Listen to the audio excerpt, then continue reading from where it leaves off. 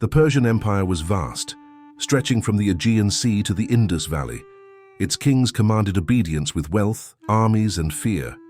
Among their punishments, one rose above all others in horror: Scaphism. Scaphism was not simply execution. It was the art of extending death into a drawn-out spectacle of agony. Unlike the swift blow of the sword or the fall of the noose, this method devoured the victim from within and without. Its name came from scaphe, meaning a hollowed vessel or boat. The punishment trapped a human body between two wooden shells, leaving only the head, arms, and legs exposed. The body became both prison and feast. The crime that led to such a fate was never minor. Treason, rebellion, and insults to the king were the most likely charges.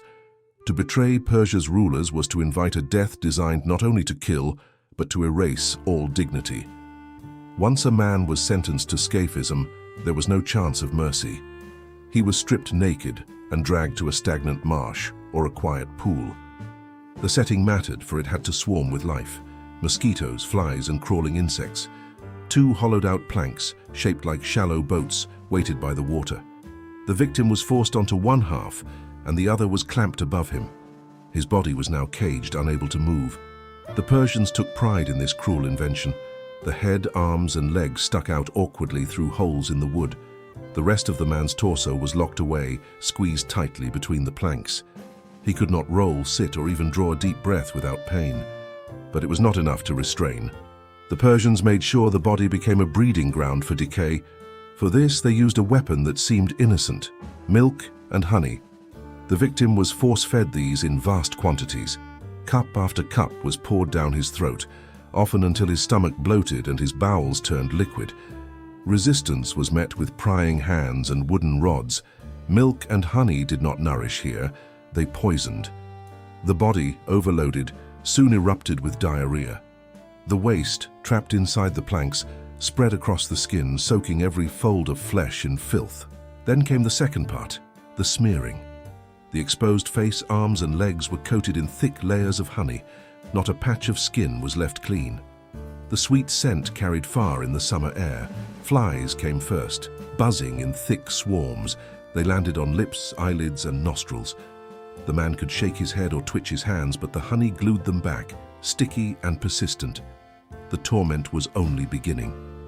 As the day grew hotter, the marsh awakened with more life. Ants crawled up the planks. Mosquitoes hovered in clouds. Wasps stung the skin, drawn to the sugar. The victim became a living hive for every insect nearby. The true horror was not the surface alone. With every hour, insects slipped into the mouth, ears, and nose. Some burrowed into the soft tissues of the eyes. The man screamed, but each shout only opened the throat to more crawling things. At night, the torture deepened. Darkness did not bring relief. Instead, beetles and worms emerged from the damp earth, feasting on what the day's insects had begun. The victim lay helpless, bound to the planks, unable to swat or flee. The marsh water lapped below the boats. Stagnant and foul, it seeped up through cracks. Sometimes the boats were floated on shallow water, so the lower half of the victim's body soaked in slime. Leeches clung to his flesh beneath the wood. Each morning, guards returned with more honey and milk. They poured it down the victim's throat, ignoring his pleas. The belly swelled again, and again the cycle of waste and filth renewed itself. His body became a rotting ecosystem. The process was slow by design.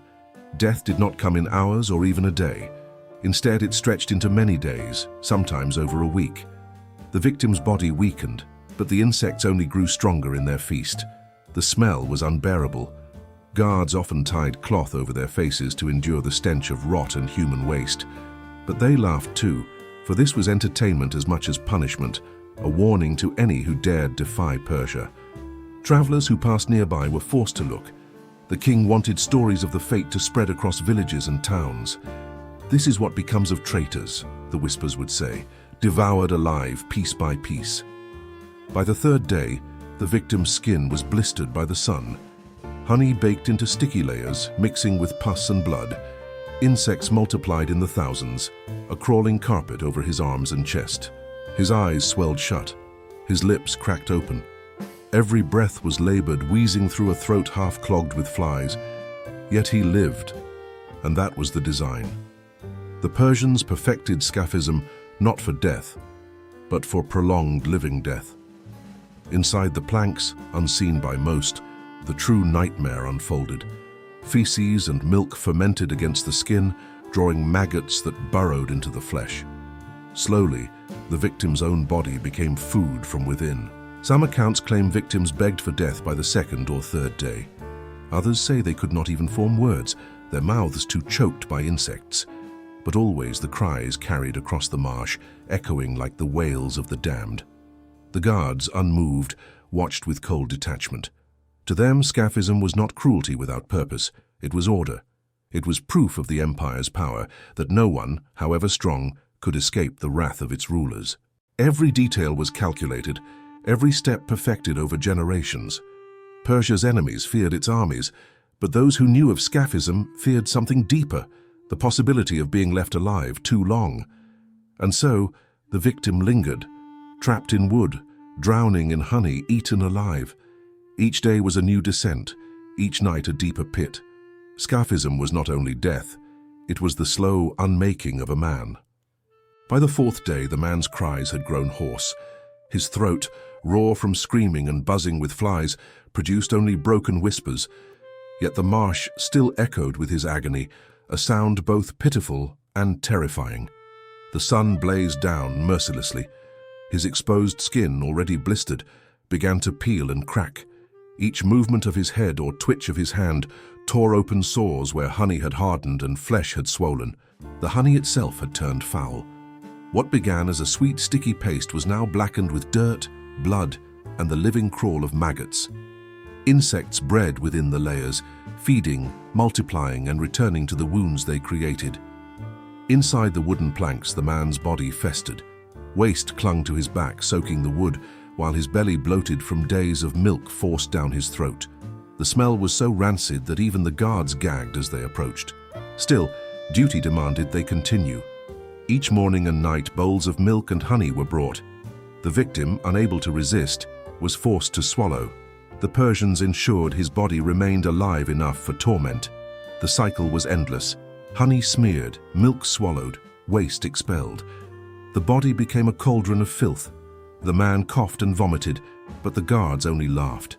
His suffering was not a side effect, it was the purpose. By the fifth day, his eyes had swollen completely shut. Insects crawled freely over the sockets, burrowing into the tender flesh. Flies laid eggs in his nose and ears. The man shook his head violently, but nothing could drive them away. His arms and legs, once strong, were now swollen with bites and sores. Wasps stung him repeatedly, drawn to the honey crusting on his skin. Ants formed trails along his arms, carrying away tiny scraps of him piece by piece. The marsh water beneath the boats had risen with the tides. At times the planks floated slightly, dunking the lower half of his body in foul, stagnant water. Leeches clung to his thighs, feeding silently on his blood. Each evening, the guards checked his breath, still alive. They marveled at how long the human body could endure such torment. Scaphism, they believed, was proof that fear could be stretched across days like a drawn bowstring. By now delirium had set in. The man muttered words no one understood, broken prayers or curses whispered through cracked lips. His tongue, swollen and coated with honey, wagged helplessly as flies covered it in thick clusters. Night brought no rest. Insects that slept in the day became bold in darkness. Beetles crawled into open sores. Worms slithered through the damp waste trapped beneath the planks. Each bite and burrow pulled him closer to madness. On the sixth day, the stench grew unbearable. His flesh, where not covered in honey, had begun to rot. The mix of waste, sweat, and blood drew vultures circling overhead. Soon, they descended. The birds pecked at his exposed limbs. His screams tore through the marsh as beaks tore skin and muscle. Guards drove the vultures away only to watch them return again, hungry and patient. Even the skies joined in the feast. The victim's body was no longer entirely his. It had become a colony, a living ecosystem of decay. His skin crawled with parasites, his blood fed insects, and his organs slowly drowned in infection. Yet his heart still beat on. Each breath was a battle. His lungs wheezed, clogged with phlegm and flies. Sometimes he choked, spasming violently until a guard forced his head upright. Death threatened constantly, but never arrived swiftly. By the seventh day, his mind was nearly gone. His words had turned to meaningless gasps. He thrashed weakly, arms jerking in their sticky bonds, yet his tormentors pressed on, determined to wring every moment of horror from his existence. The marsh around him reeked with the evidence of his suffering. Travelers avoided the area, holding cloths to their faces as they passed. Still, some were dragged there by soldiers, forced to watch as a warning of Persia's merciless justice. Children who witnessed the sight never forgot it.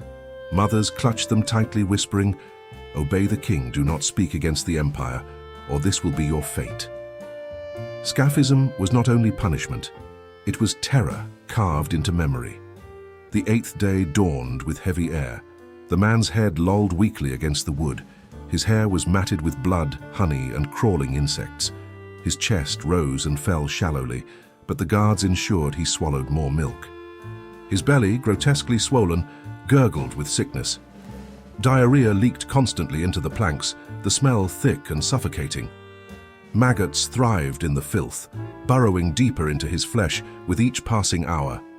His hands, once capable of defense, were now swollen clubs.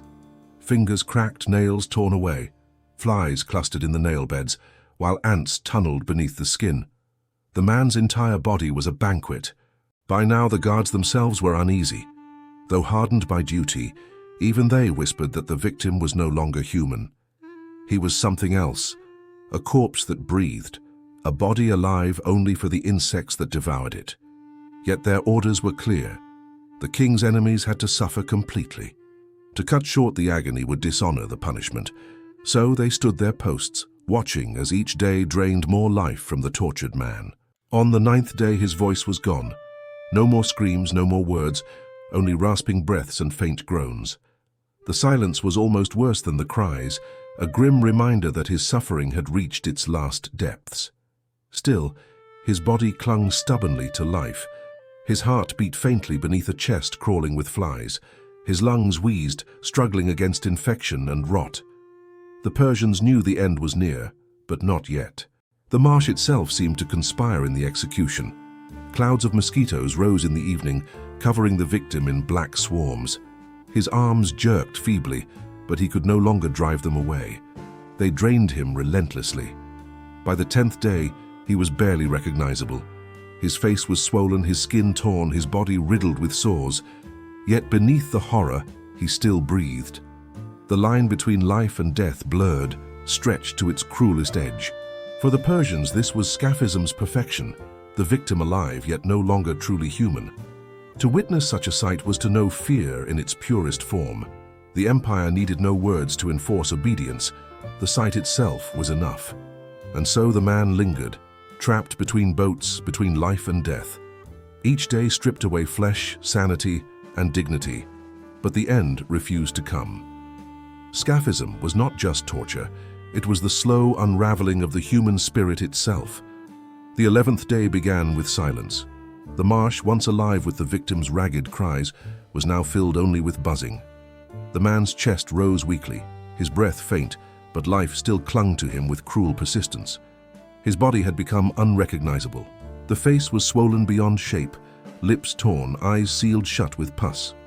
Honey hardened in crusts across his cheeks, while swarms of flies moved like a living mask over what had once been human features.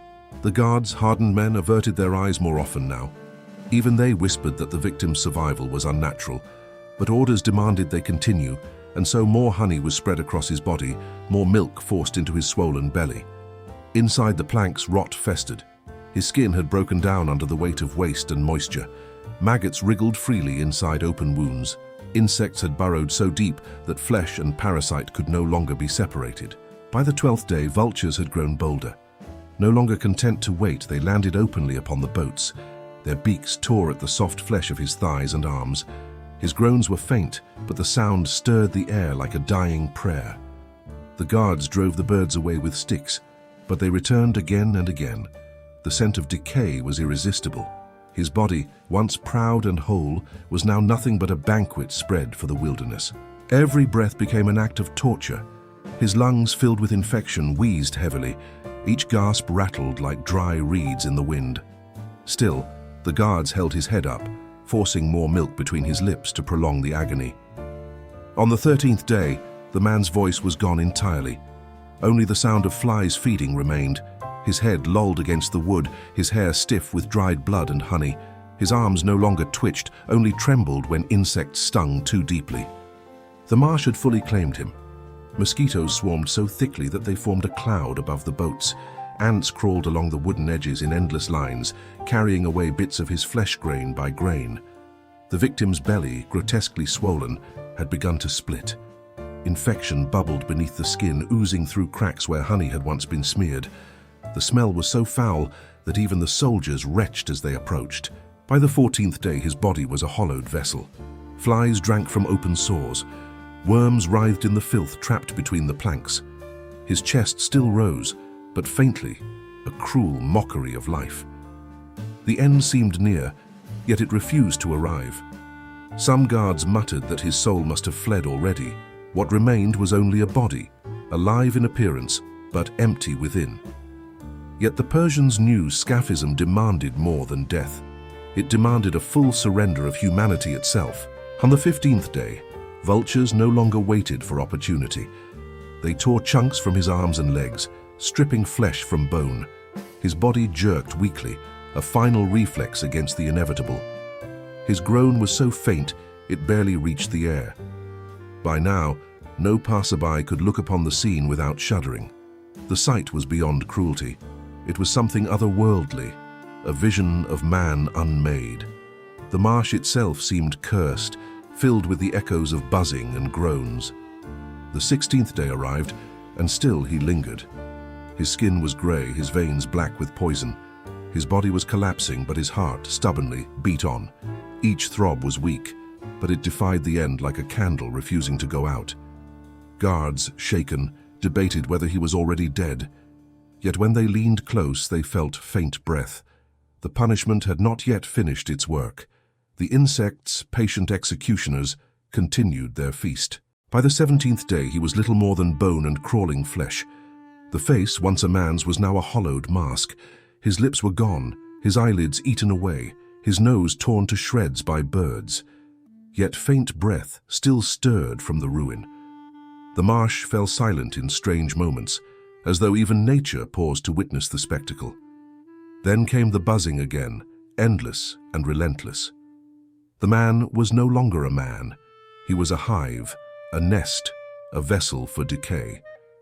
On the 18th day, the guards approached and found him still alive, but only just. His chest rose shallowly, his heart faint. The insects had nearly finished their feast, but death crept close like a shadow across the water. By nightfall, his breathing slowed further. The vultures returned, pulling at the last scraps of his body. His head twitched once, twice, and then stilled. The marsh fell quiet, save for the feeding of insects and the beating of wings. At last, the victim was gone. His body, or what remained of it, was little more than bones, skin, and crawling swarms. The boats that once held him now cradled a carcass too ruined for burial, too defiled for remembrance. The Persians left the remains where they lay. There would be no grave, no ceremony, no name remembered. Scaphism denied not only life, but legacy. The man was erased, consumed entirely by insects, birds, and time. For the empire, this was the purpose. Scaphism was not meant to kill swiftly. It was meant to terrify, to show that betrayal ended not with death, but with obliteration. A body could be destroyed. A soul could be broken. Memory itself could be devoured.